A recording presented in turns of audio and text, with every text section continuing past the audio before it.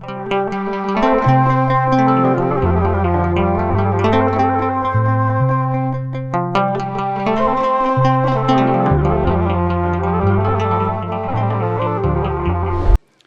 አብ ወወልድ ወመንፈስ ቅዱስ አሐዱ አምላክ።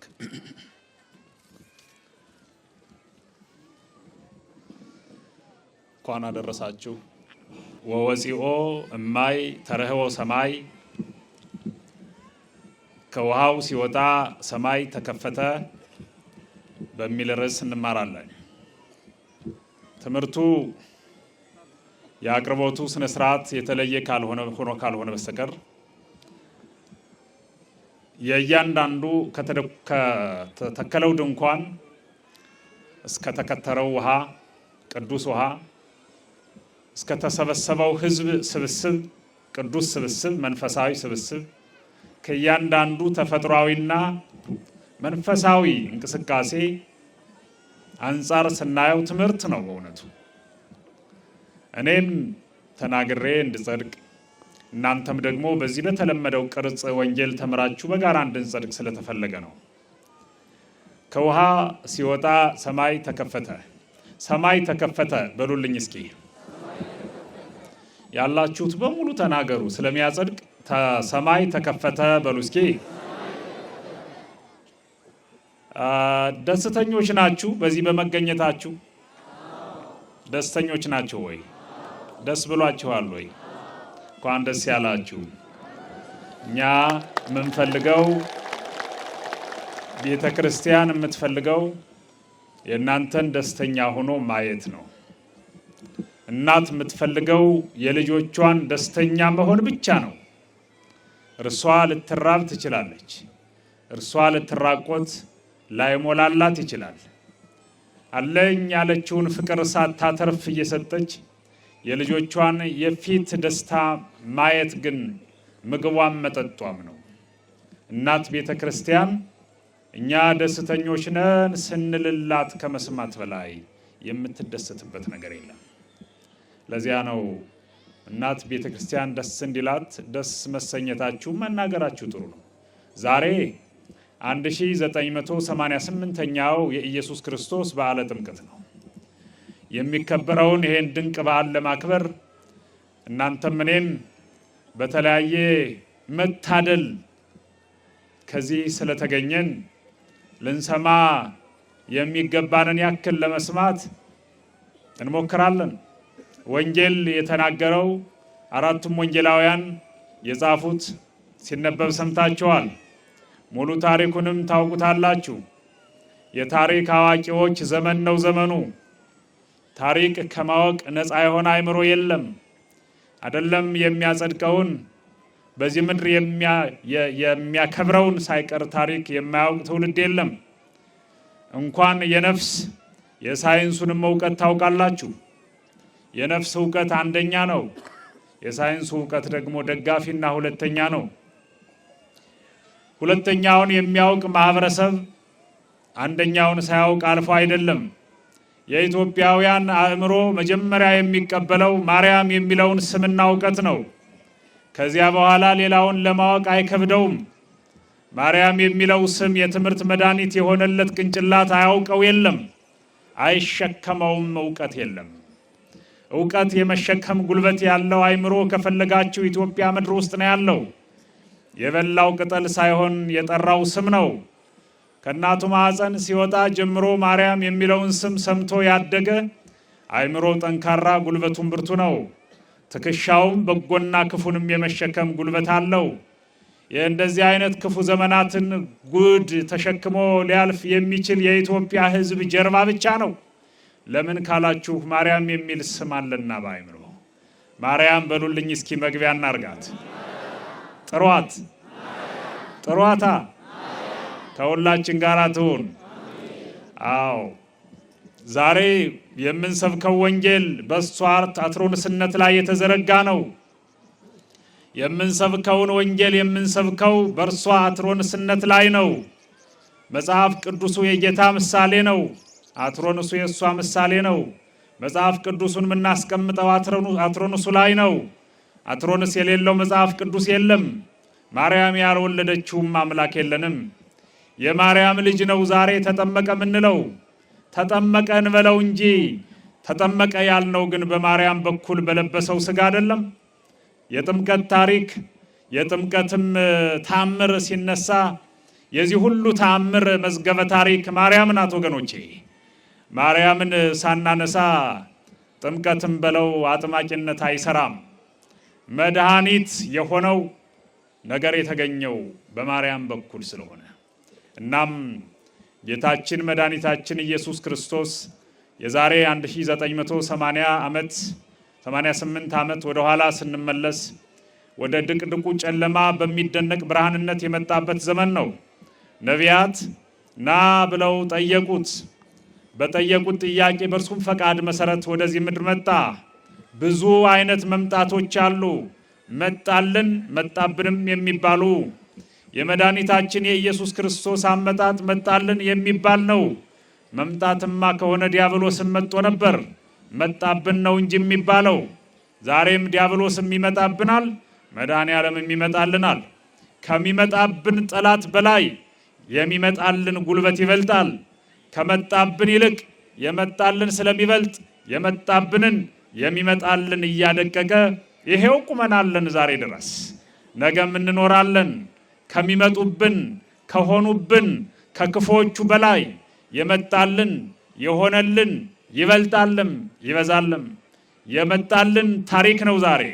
ክርስቶስ መድኃኒታችን መጥምቀ መለኮት ቅዱስ ዮሐንስ ለንስሐ የሚያበቃ የቅድመ ዝግጅት ትምህርትና ጥምቀት እያጠመቀና እያስተማረ በነበረ ጊዜ ከገሊላ ወደ ዮርዳኖስ መጣ ይለናል። የማቴዎስ ወንጌል ምዕራፍ 3 ተራ ቁጥር 13 ጀምራችሁ ተመልከቱ። አሚሃ መጻ ብሎ ይጀምራል። አሚሃ መጻ እግዚ ኢየሱስ እምገሊላ ሀበ ዮርዳኖስ። ያን ጊዜ የምትለዋ ቃል ወገኖቼ አይተኬ ቃል ናት። ከዚያ በፊት ተብላ አታውቅም። ብትባልም ነገረ ድህነት በውስጧ የለም።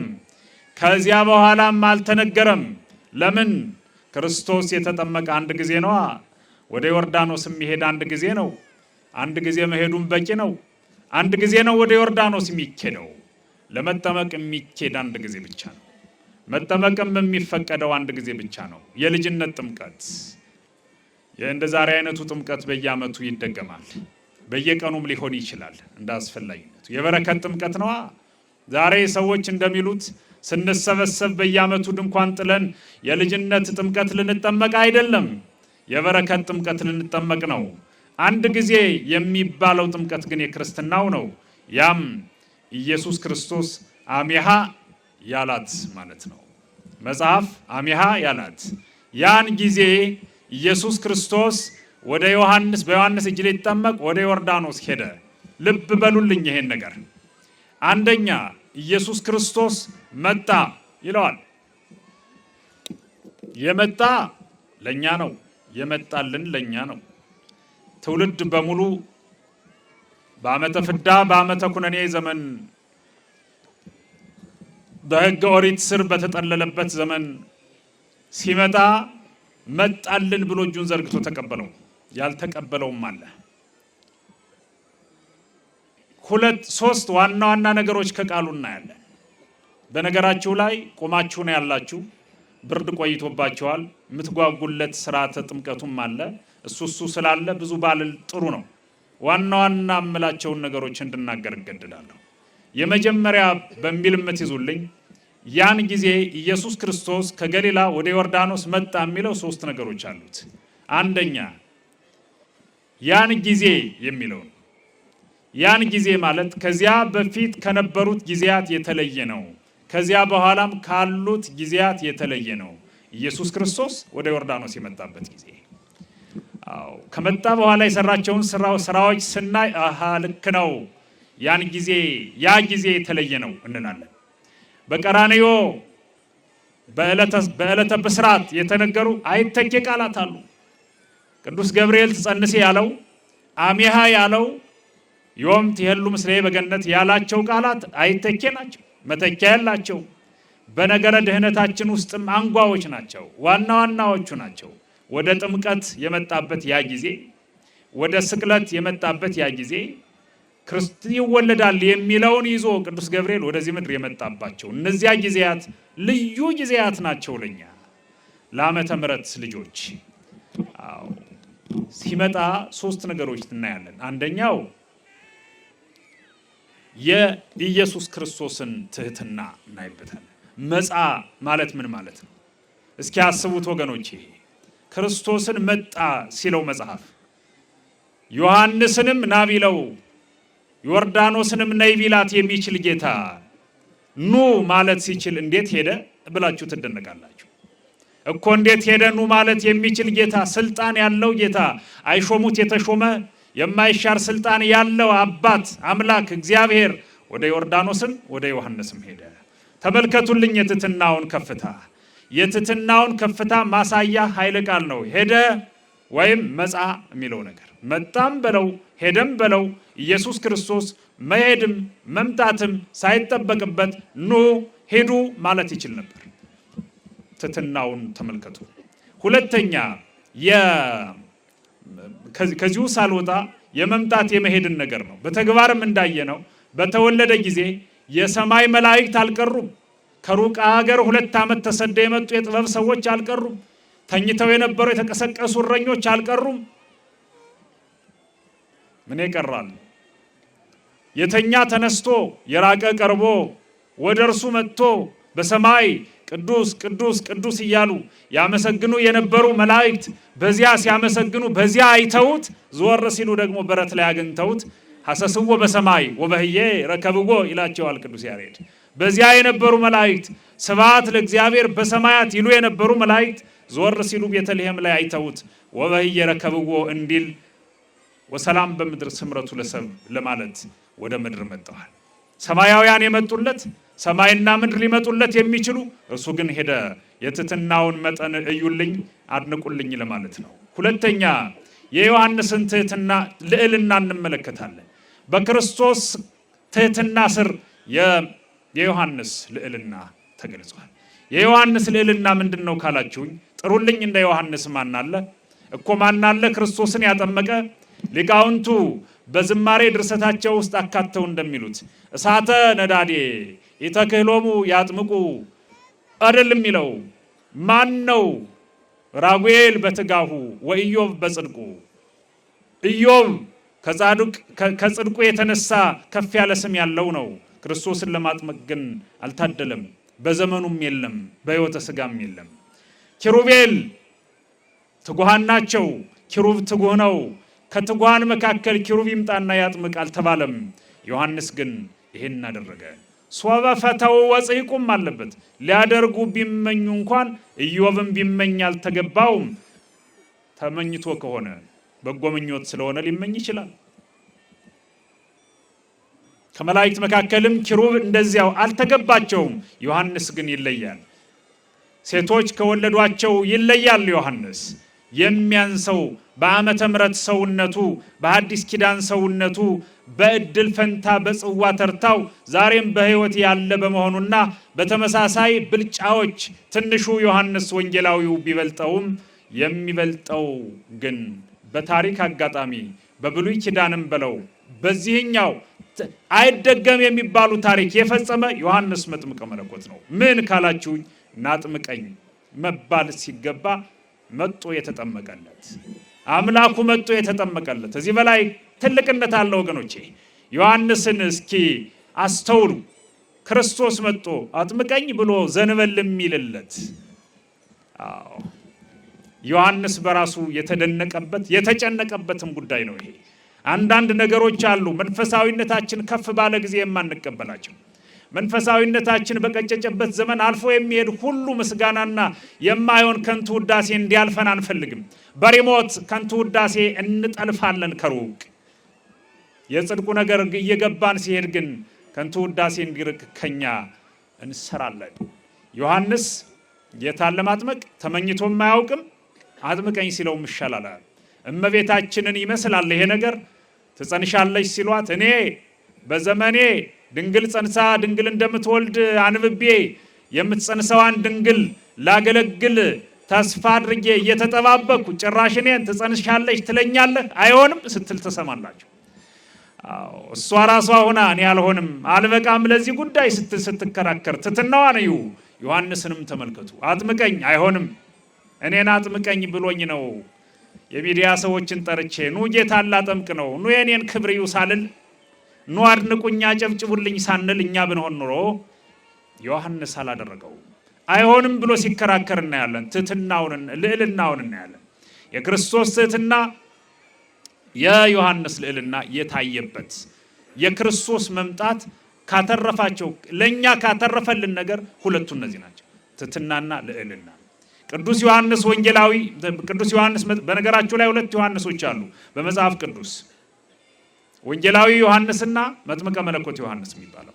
መጥምቀ መለኮት ዮሐንስ የሚባለው ኢየሱስ ክርስቶስን ካጠመቀ በኋላ ኢየሱስ ክርስቶስ ማስተማር የጀመረው መጥምቀ መለኮት ዮሐንስ ወደ እስር ቤት ሲገባ ነው። ኢየሱስ ክርስቶስ እያስተማረ መድኃኔዓለም ማስተማር አልጀመረም። ይሄንን ወስደን ነው እኛም አሁን እኔ ቁሜ እያስተማርኩ በጎን ደግሞ አንዱ ማይክሮፎን ይዞ ማያስተምረው ከዚያ ተምረን ነው። አንድ መምህር ካለ ሌላ ሁለተኛ መምህር አያስፈልግም። ቁሙ አሁን በዚህ ሰዓት መደመጥ ያለበት ድምፅ አንድ ነው ምንለው። ስርዓተ ትምህርቱም የተወሰደው ከዚያ ነው።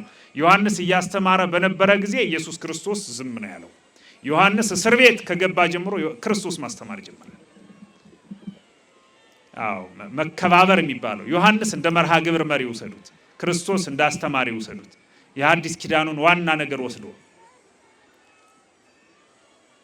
ከዚያ በኋላ ዮሐንስ በዚያ ያለ መድኃኔዓለም እያስተማረ መጣ። እያስተማረ ከመምጣቱ በፊት ግን ያልኳችሁ ኢየሱስ ክርስቶስን ዮሐንስ አጠመቀ። እንዴት ይገርማል በእውነቱ። አጥምቀኝ ብሎ ዝቅ ሲልለት አይሆንም ብሎ ሲከራከሩ አስባችሁታል? አንተ እኮ ጌታ ነህ፣ እኔ ልጅህ ነኝ፣ የፈጠርከኝ ነህ። አንተ እኔም ብታጠምቅ ምትለዋለህ፣ እኔ ግን አንተን ሳጠምቅ ምን ልል እችላለሁ? አልተጻፈ አልተማርኩት እኮ ምን ልበል? ችግር እኮ ነው በእውነቱ። እንደዚህ አይነት ታምር የሆኑ አጋጣሚዎች ይፈጠራሉ። ግድ የለም እኔ አንተን ባጠምቅህ ምለህ የተለመደ ነው። አንተ ግን ያልተለመደ ሌላ ነገር እያልክ ተናገር። አጥምቀኝ እንዲህ ብለህ ብሎ ሲያጠምቅ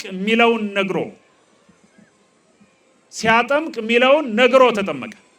ለዚህ እኮ ነው የተጠመቀው ክብር ለማግኘት ነው የማንለው።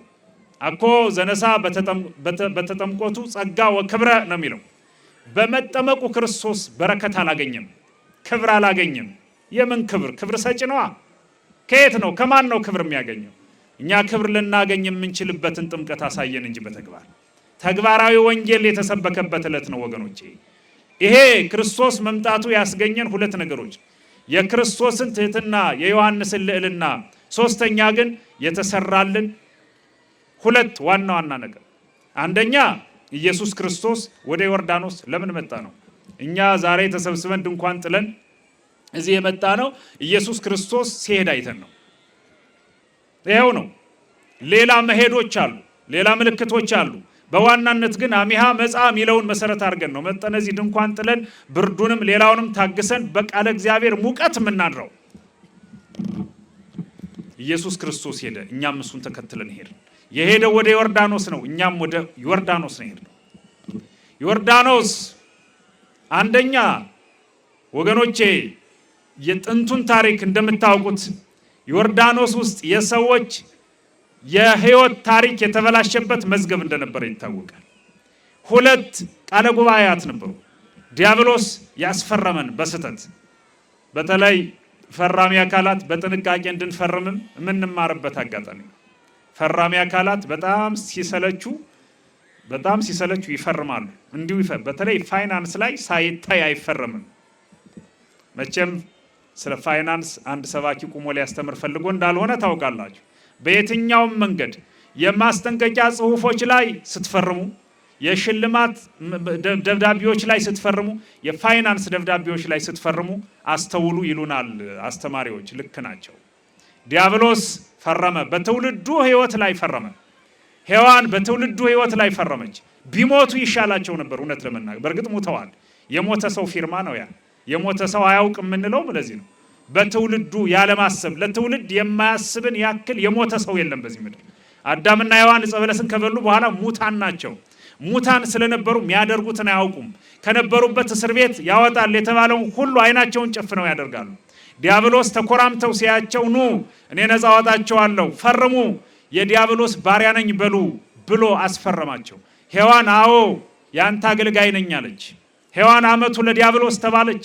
ዲያብሎስም ማን ነው? አዳምም አዎ ያንተ አገልጋይ ነኝ አለ፣ ፈረመ። አይደረግም እኮ እኛ እርግጥ ነው ዛሬ አዳምና ሔዋንን መክሰስ ላይ አይደለንም። ምን ተኑረሰይና ከያልን የምንመጻደቅበት ጊዜ አይደለም። ለምን ሔዋንና አዳም ዛሬ ገነት ነው ያሉ፣ ንስሐ ገብተው ተጠቅመውበት አልፈዋላ። የነበረው የመጀመሪያ ታሪክ ግን ልክ አልነበረም። ይሄንን ምን አደረገ? አቤት ዲያብሎስ ክፋቱ! አይ ዲያብሎስ ክፋቱ! ሞኞች ነን እኮ ወገኖቼ።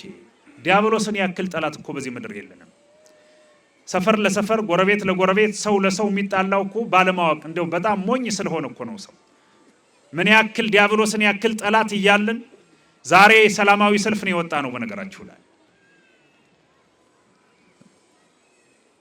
ለምን አትሉኝም? ዲያብሎስን ድል ለማድረግ ድል ተደርጓል። በርግጥ እየቀሰቀስን እያመጣ ነው። አመት እስከ አመት ሲረብሸን ስለሚኖር በል ዲያብሎስ ደህና ክረም፣ ዞር በልከኛ።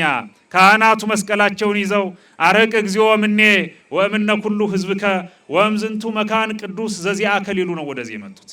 ቦታውንም ሊባርኩ ከቦታውም ዲያብሎስን ሊያባረሩ እናንተም ተሰብስባችሁ የመጣችሁት ዲያብሎስን ድል ለማድረግ ብቻ ሳይሆን ከዚህ አካባቢ እንዲርቅ ለመናገር ነው። ነጠላችሁን ለብሳችሁ መስቀላችሁን በአንገታችሁ ይዛችሁ መጣችሁት። ዲያብሎስን ከኛ ያርቅልን መድኃኔዓለም።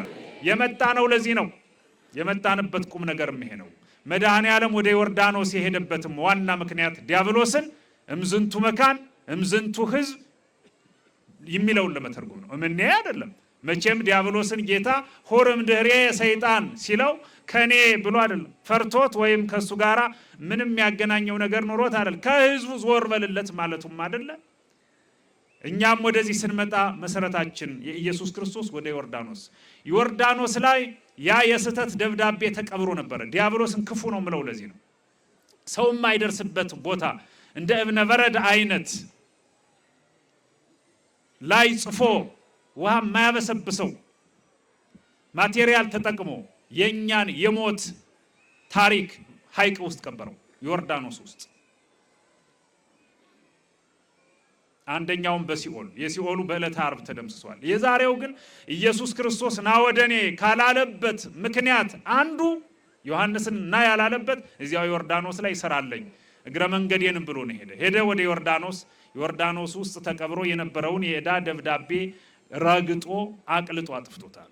በእውነቱ ዛሬ ተረግጦም ተቀጥቅጦም የጠፋበት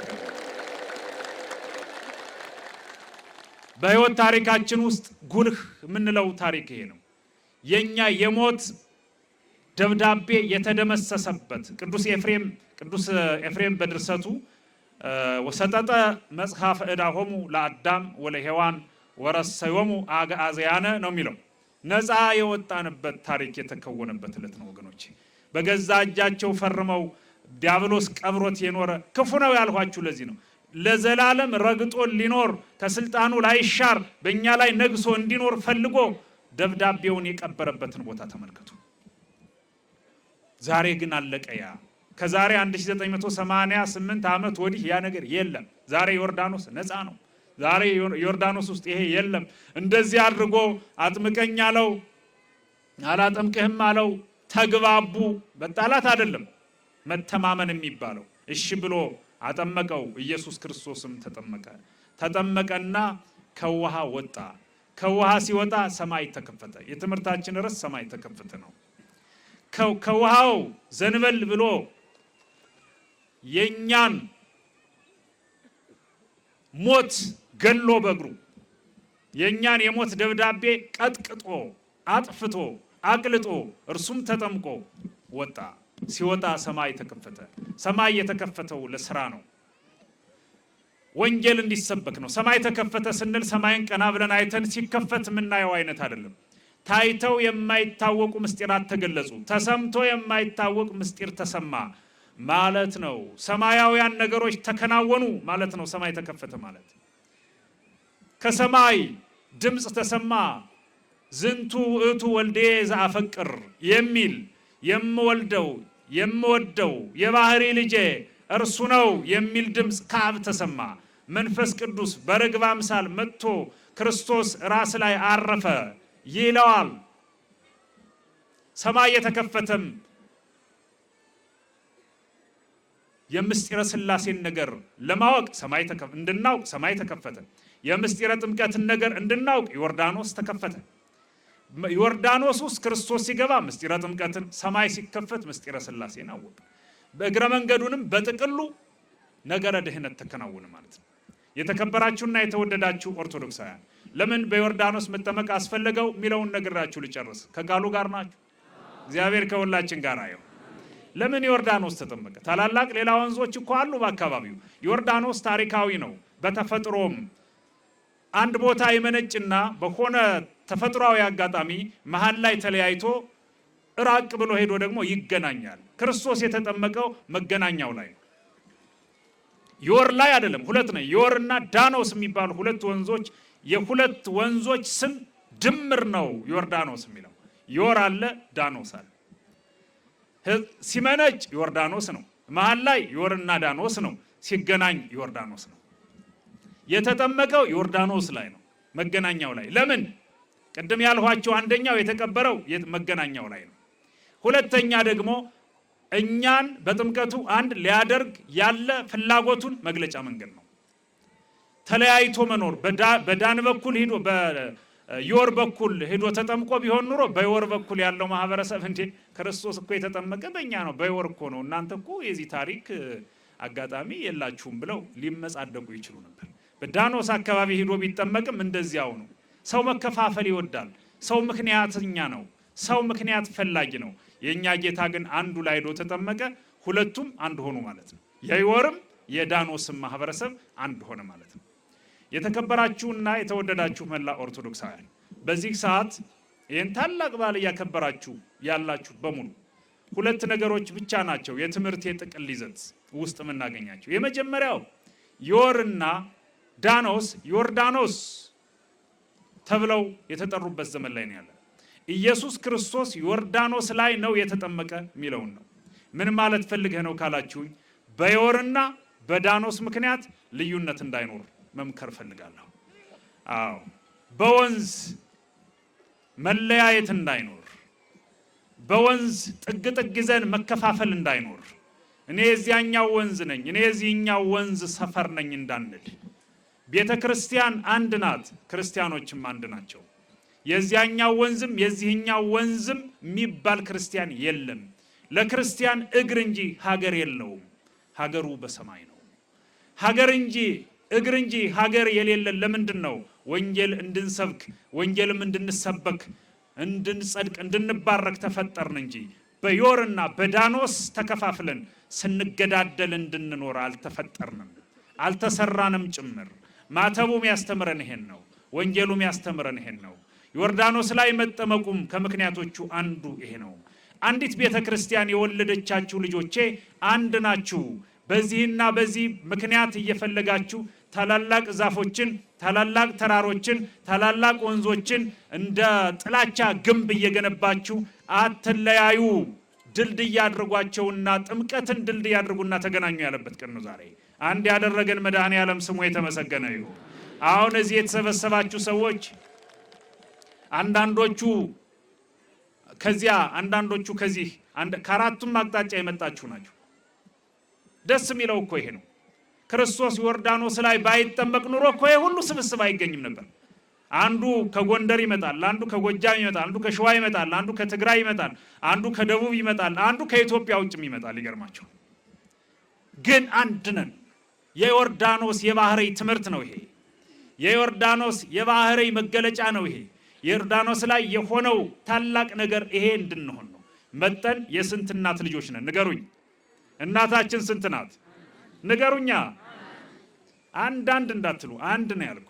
የእያንዳንዱ ሰው እናት አንዳንድ መሆኑን አውቃለሁ። ግን የሁላችን እናት አንዲት ናት። እርሷም ማናት? ማርያም ብላችኋል። ጥሩ ነው።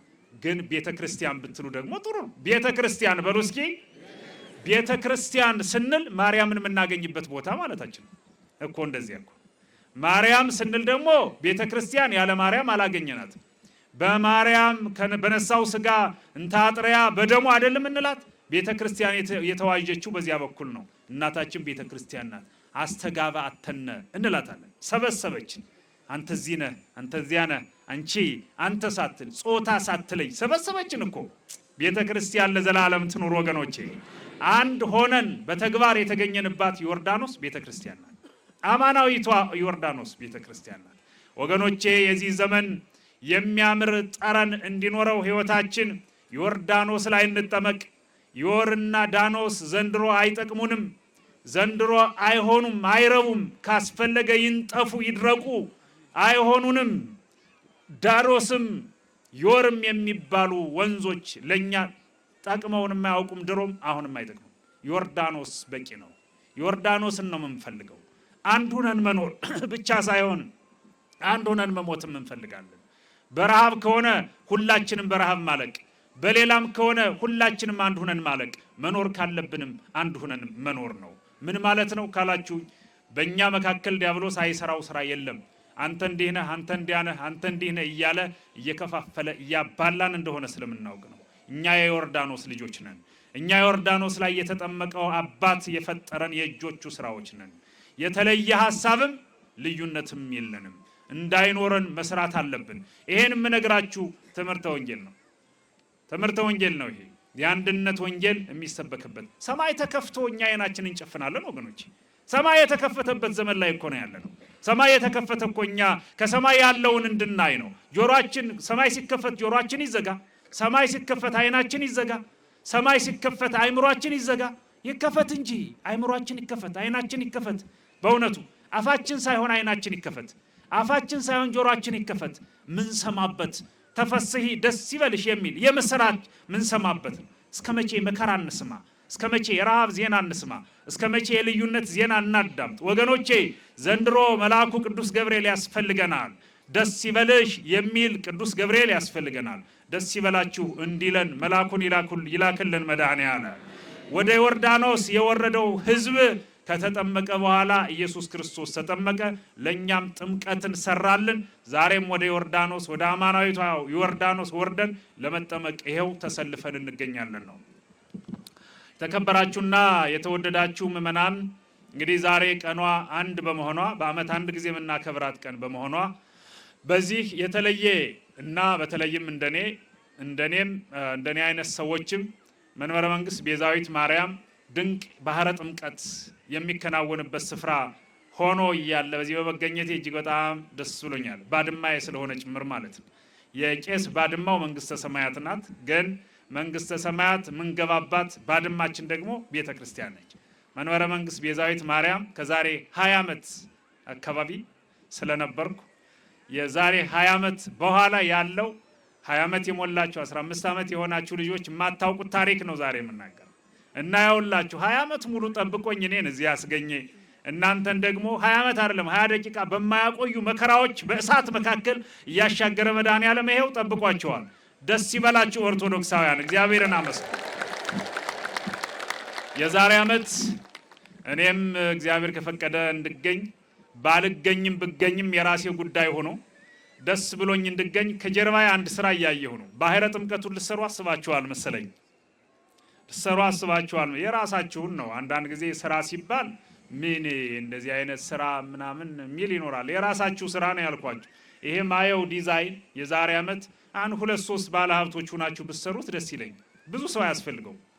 ብዙ ሰው ለስራ አያስፈልግም። መጽደቅ የፈለገ ይሳተፍ።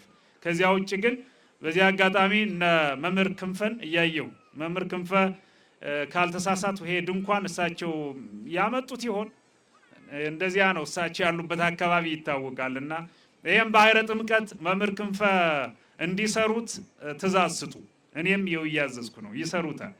ሌላ ብዙ ሰው በቃ አንፈልግም፣ ተውት። እንዲያውም ተገኝቷል። እዚህ በሙሉ ይሰራል። ነገር እየሰራሁ ነው። በእርግጥ ያው አንድ ሰው እንዲጸድቅ አልፈልግም። ሁላችሁም መጽደቅ አለባችሁ።